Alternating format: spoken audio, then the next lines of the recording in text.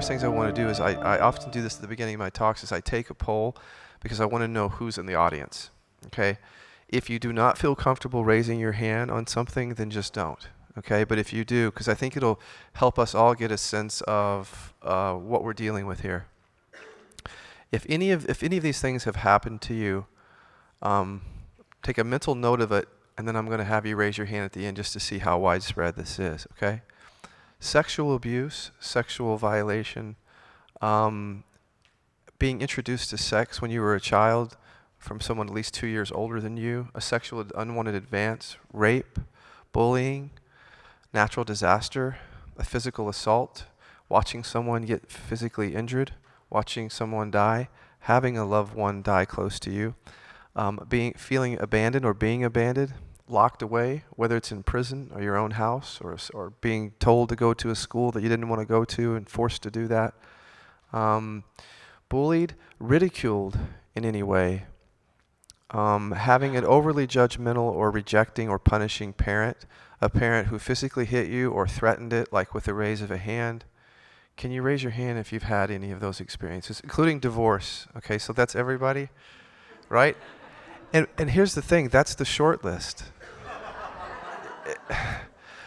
And the reason it's the short list is because when you think of what really trauma is, what's traumatic to me might not be traumatic to you. So a certain word or phrase or look that happened to me when I was at 10 years old may have devastated me, but if had it happened to you, it might not have been. So with trauma so subjective, the short list I really gave you are the more extreme versions of trauma, but there's all sorts of different categories and other versions of it that may have affected somebody that we wouldn't even think about as trauma. So it really is the short list. So there we go. We are a cross-section of society, and that says that trauma is widespread, right? So whether we've developed a traumatic response to that event, which might you call PTSD later. PTSD is really just means, is there stress after the event?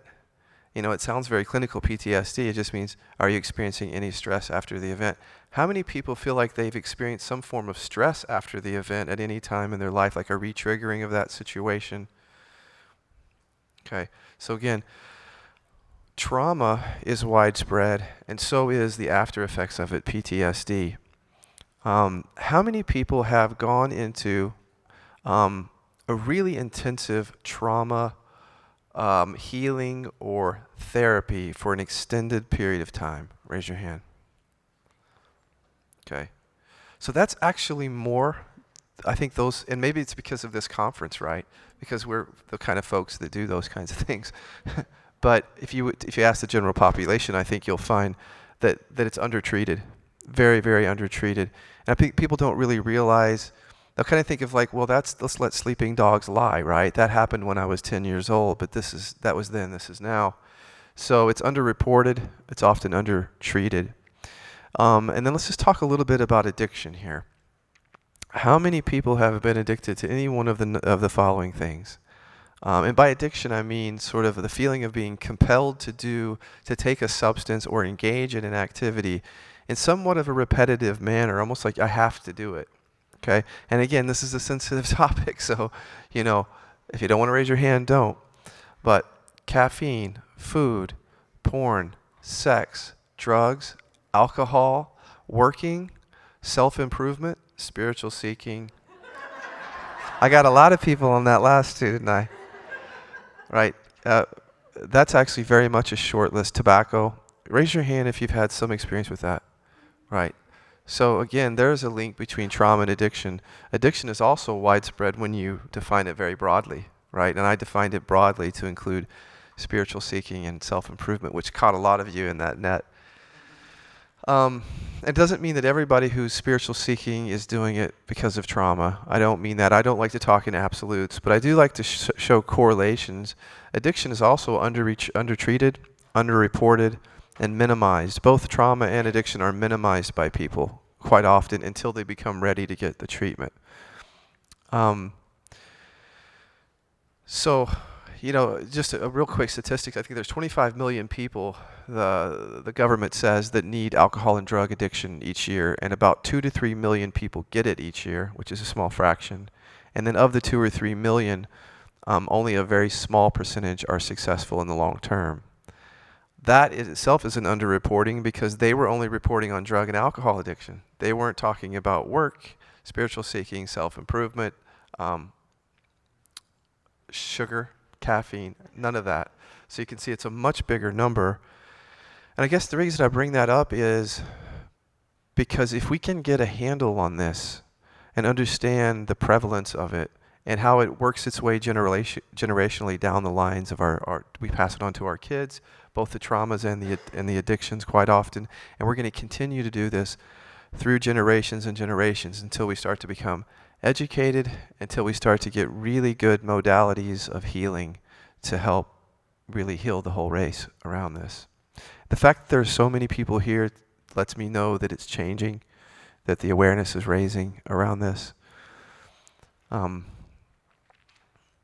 Real quick, I'm not someone who talks a lot about the brain science with trauma or addiction, and it's not because I don't know it. It's because, and this is just me, okay? It's not the absolute truth. It's just my perspective. I've absolutely never I've never seen anybody learn everything about the brain or having to do with trauma and simply heal because they learned that stuff.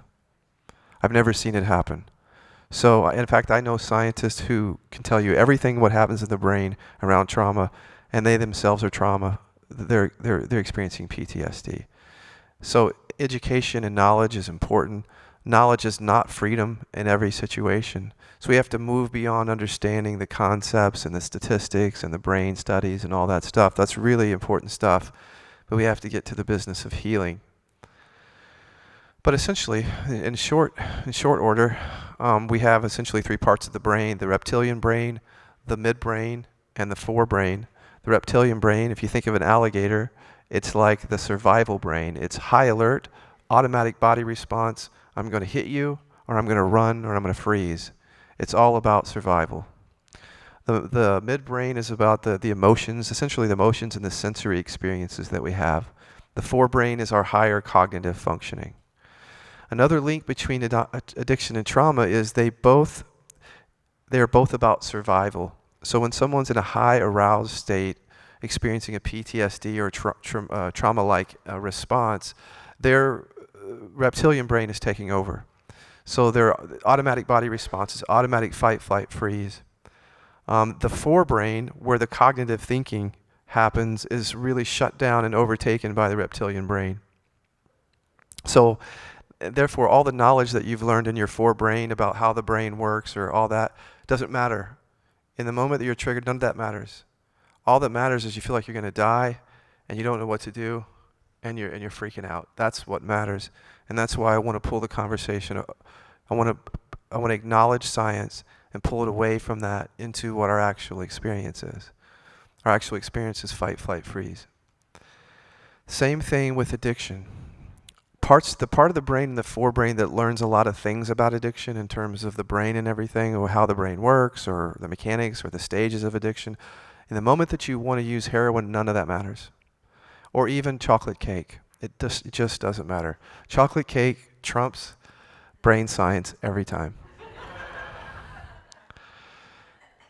So when we start to talk about how to balance this understanding of what the brain and the central nervous system is going through, on the one side, balance that with what's actually happening in our interior awareness. What you can think of is in terms of there's like 2 perspectives of the same thing. So the scientists are telling us when you're experiencing fight, flight, freeze, here are the chemical reactions and the neural pathways or the parts of the brain that are being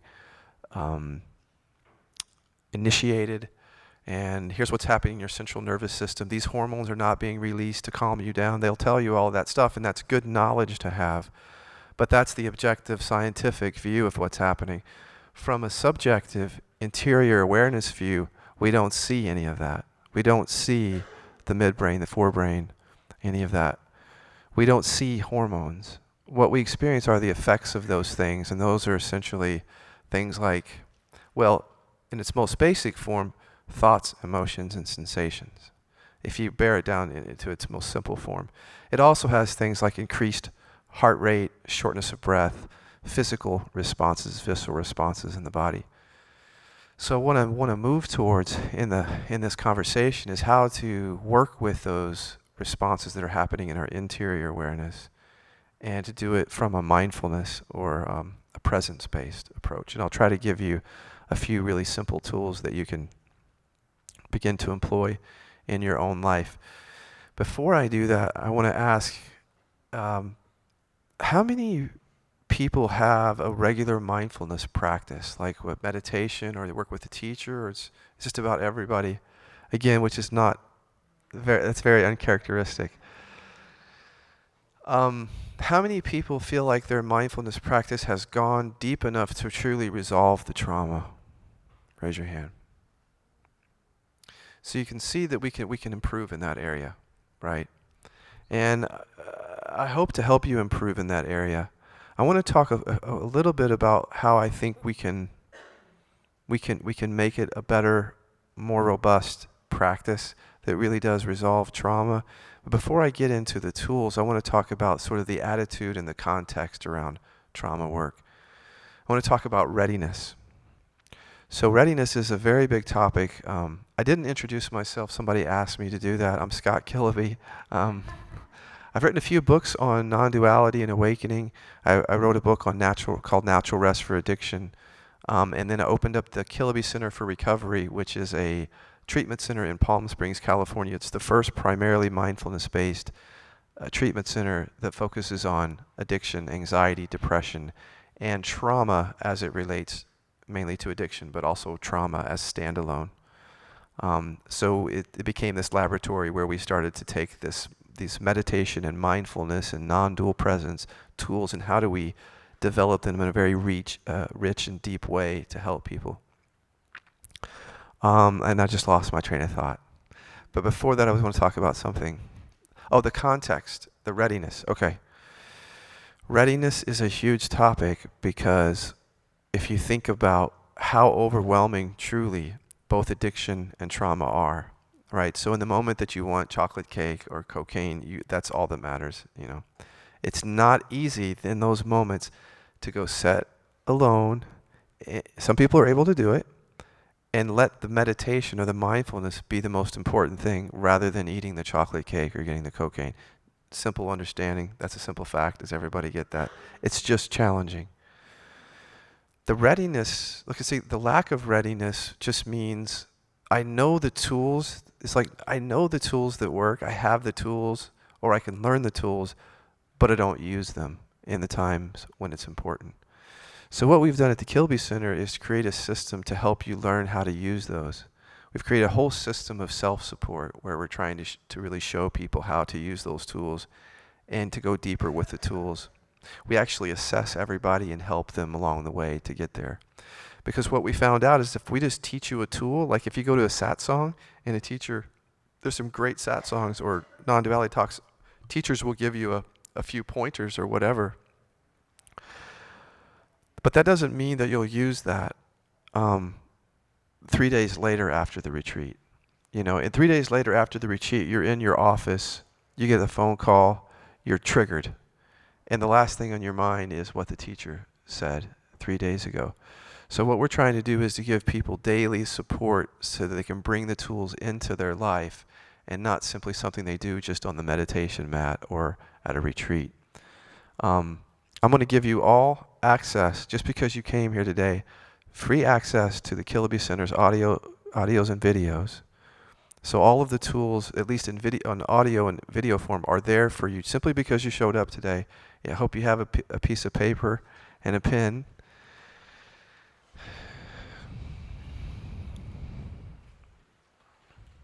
And I just ask you not to share this with anybody, because I'm trying to give a special gift to you. And we do charge for it normally, but I just want, as a thank you for coming today, I want to give that to you. So you want to go to naturalrestforaddiction.com. Naturalrestforaddiction.com.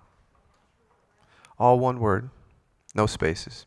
Naturalrestforaddiction.com. That's my website on addiction. Rest, R-E-S-T. Natural rest for addiction. Yeah. When you get to that website, you're going to look for the resources tab at the top.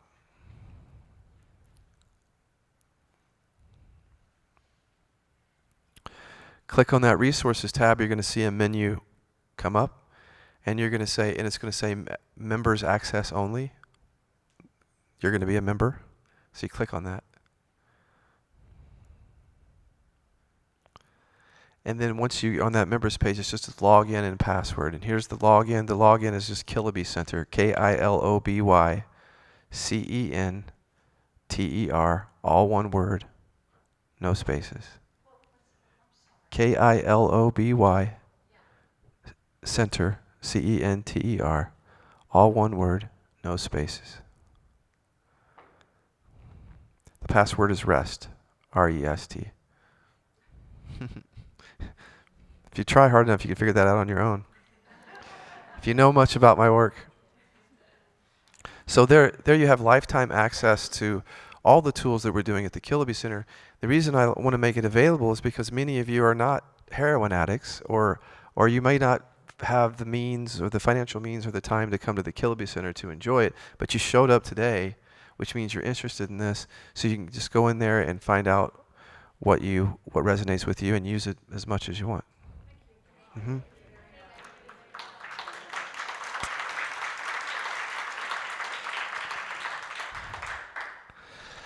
So, trauma. One other thing that I think we want to talk about in terms of the link between, before we get into the experiential stuff, between trauma and addiction is, to me, it's about survival. When I was using I used drugs and alcohol for probably 20 years, very, very serious addiction.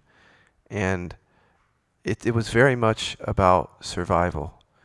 It came from trauma that I experienced in 6th grade. I shared about this at the 11:30 meeting that we had over here, where I was bullied for being gay by my peers, by my wolf pack, if you will. They all turned against me and made my life hell. Physically abused, ridiculed, ostracized. I didn't understand why I was being bullied, but what they were seeing is they were seeing some feminine energy in me that didn't fit the bill. And so they had to stomp that out and made my life hell, really. And I became very, very scared. I went from being a pretty outward child, loving the world and loving to play with other people and all that stuff, to a kid who just wanted to be alone. And I hid in my house for months. And my addiction started right after that. And just as when I was being bullied, it was about survival, hiding in my house was about surviving. Even walking outside scared me because I would look around and I didn't know if I would see one of them and they were going to attack me or hit me or throw things at me. And then once I got addicted to the drugs and alcohol, taking painkillers became a way of surviving, or drinking alcohol. Couldn't even imagine a day or two without swallowing a bunch of painkillers. It literally was like surviving. 20 years later, when I got clean and sober, the drugs and alcohol fell away, but the caffeine, the porn, the sex, the tobacco, all of that was still there, sugar, food, and that also felt like survival, in just the sense of like, I don't know if I can live without that. That's what I mean by survival.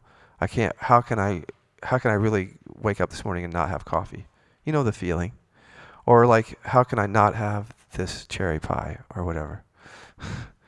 So I saw the link between addiction and trauma, the survival link between them early on, although I didn't have the consciousness to truly understand it. Later on, I became really much more aware of it. And also, there's some great compassion that came into my experience when I understood that what I was doing with addiction was simply surviving.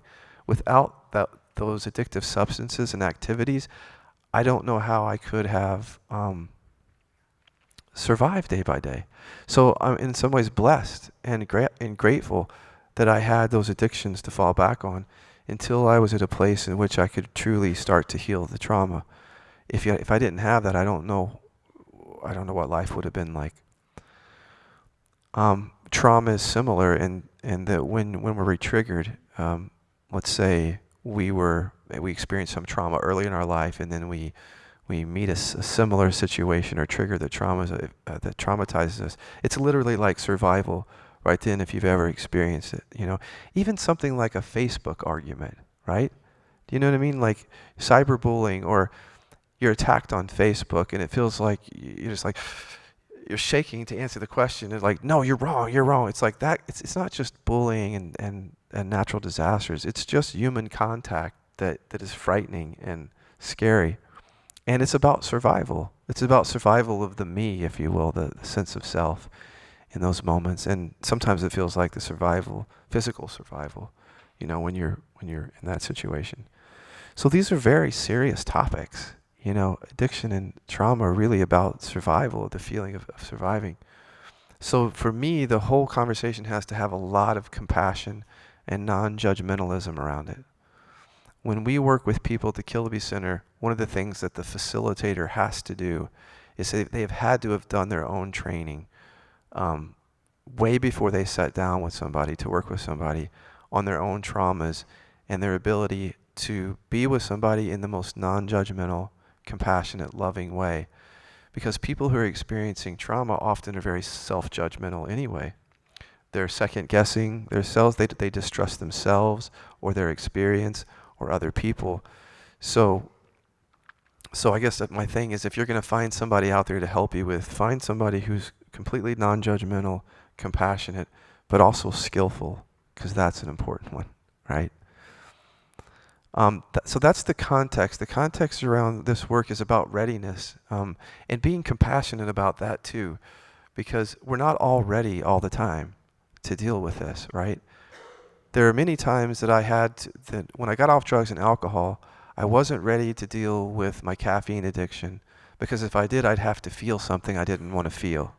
Or I wasn't ready to deal with this other addiction, because if I take that away, I'm not ready to feel what I would have to feel.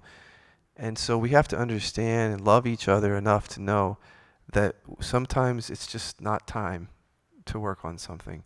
But if we become aware of our unreadiness, and we are supported by people who can hold the space for us to look at this stuff skillfully, then we can become ready to feel what we haven't been open to feel. And the reason I say this up is because I'm a little bit weary of even doing some experiential tools in large groups now, frankly. Because at the center, we do all small group work and one-on-one. And we can follow up with somebody if they're freaking out, right? And it does happen.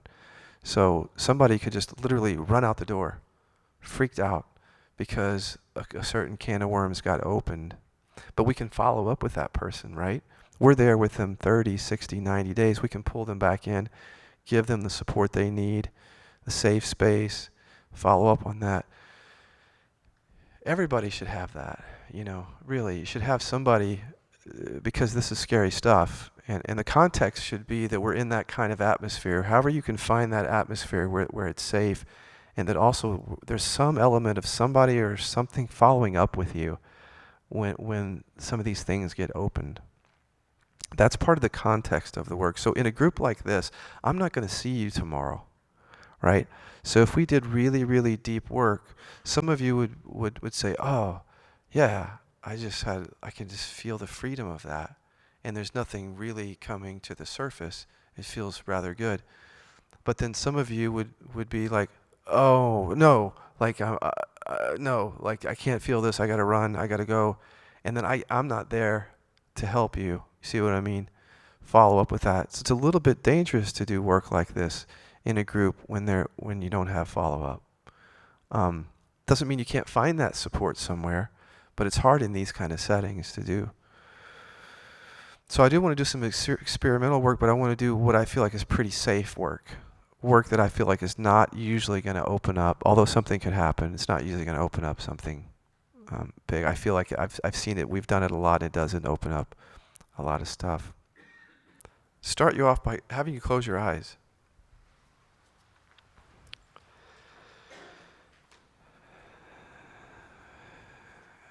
And so with your eyes closed, I want you to begin Sit up straight and begin noticing your breath coming in through your nose.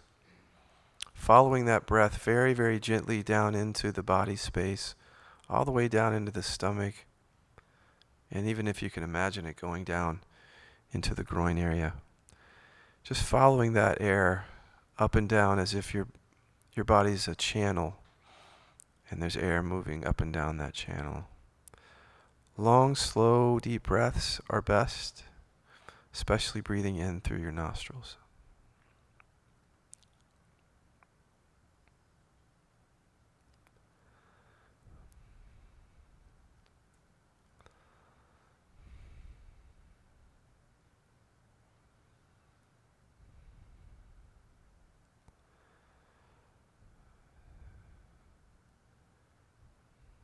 What seems to happen with trauma is that some emotion or energy sort of gets pushed down in us and repressed and often held somewhere in the body. So I want you to imagine that from the top of your head to the bottom of your groin, there's this tube, if you will, a channel, if you will, and that breath is going up and down that channel. And I want you to see where the kink in the hose is. So where does the breath have to go around because it seems that the energy is dense or contracted? Some people might say it's my stomach, maybe the sternum, heart area, throat. And then just gently, whenever it feels right, take your hand and place it on that area of the body where you're feeling that.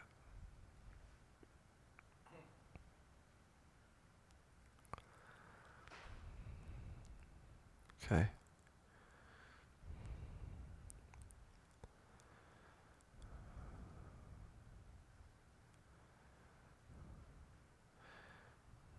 So what I want you to do is to just be curious about the quality of it, not using the mind so much to describe it, but just what does it actually feel like, and kind of breathing into it. And as you breathe into it, it's like you get to feel deeper and deeper into it with that in-breath. But then as you breathe out, you start to notice also that there's space around it. So breathing into it helps you to feel into it. Breathing out helps you to see space around it.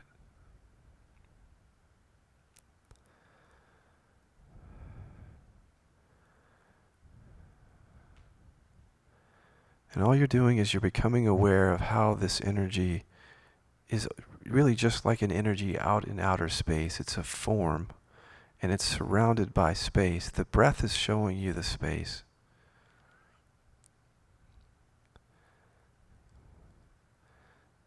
And you just,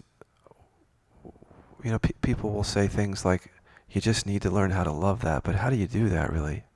That's hard, because most of us want to get rid of that. We resist it. So what I want you to do instead is to just notice in any way in which you're either fighting it or trying to flee from it. So fighting it could be wanting it to change, pushing against it, focusing really intensely on it.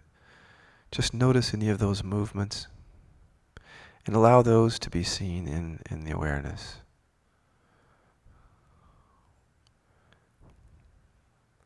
Notice any thoughts that are commenting like, this is uncomfortable. Let that be seen.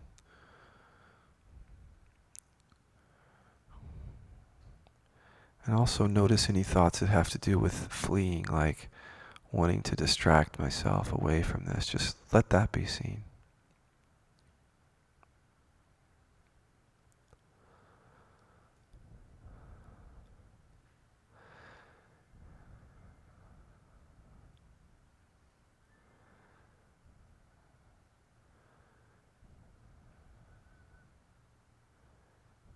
So we're trying to just come to sort of like a state of rest with it.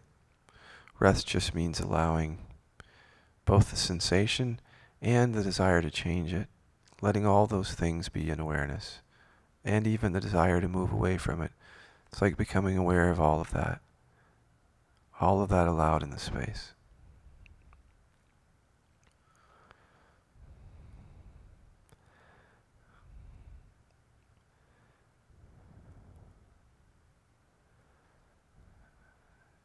it's quite normal to want that to change. Just become aware of that thought or that movement of wanting or expecting. Let that be seen.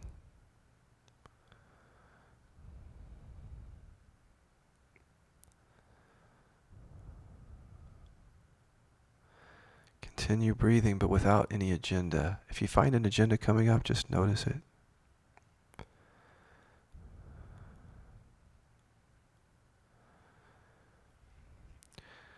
Now just raise your hand gently if it seems like that this is something to do with the past, like something that maybe you're holding on to, or you have a sense that it's about something, but even if you can't pinpoint it, just raise your hand. And raise your hand if you don't know what that is. Okay. One way to find out is to, now that you've had your attention sort of in the sensation, I want you to move your attention to the left side of the body, right outside the sensation. There's a space outside there.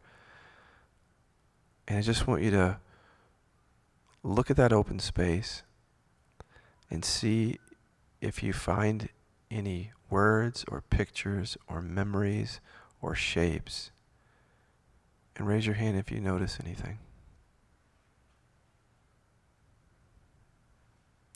Take your time.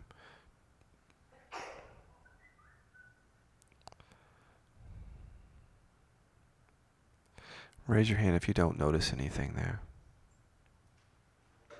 Okay. If you don't notice anything there, come back into feeling into the sensation. So again, if you notice something on the left side of the body, stay aware of that left space there. And if you don't, come back to feeling the sensation. What I want you to do is to begin, take 2 fingers and begin tapping on your forehead continuously. And what I want you to do is I want you to pull up any words or pictures that you notice down there in that left side of the body. Pull them up like on a conveyor belt, like you're bringing them right into your mind's eye so you can see them up close. And then as soon as you see them there, I want you to shift to noticing the tapping. And then go back down into that space, that sensation. Pull up the next thing, as if you're just sort of bringing one thing at a time, one picture at a time, one set of words into that tapping zone. Over and over. And again, every time you bring something into the tapping zone, shift to noticing just the tapping.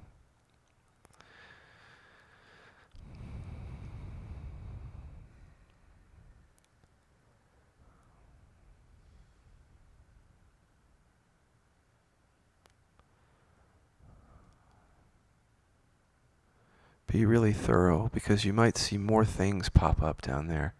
After you tap a little bit, you might see a face that you didn't know was there, or a memory, or an idea. Bring that up the conveyor belt.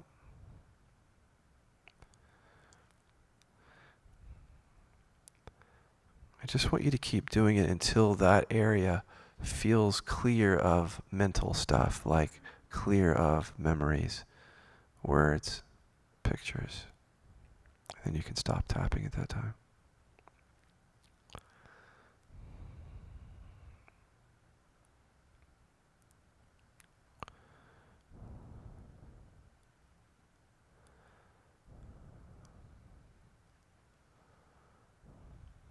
It's okay to keep tapping if stuff's still coming up.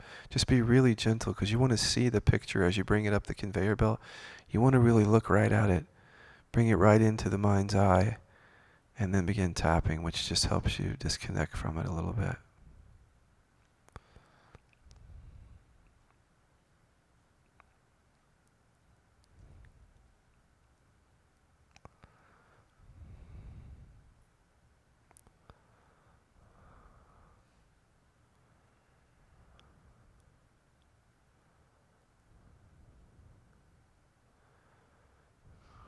Okay, if you can just open your eyes now. Raise your hand if you feel a little bit of lessening of the intensity of that sensation, wherever that was. Okay. Most people, okay. So what that is a version of mining that we do at the Kiloby Center. That's the most simplified version. Mining is just like when you mine coal out of the ground. It's just pulling things out of the ground that you didn't know were there. So a lot of times I think when people are dealing with trauma or some sort of blockage in their body, they can sit in a meditative state for a long period of time and not understand or not realize that there's mental material there. There's memory in there. And so mining is a way of sort of pulling things out and bringing them into awareness and then not identifying with them anymore. At the Kiloby Center, we have more advanced tools along that, because what we want to do is teach you a plethora of tools and to mine stuff out of these sensations. That's just one of them. But if you do that kind of thing, most people I've known will not have a freak out session because of that.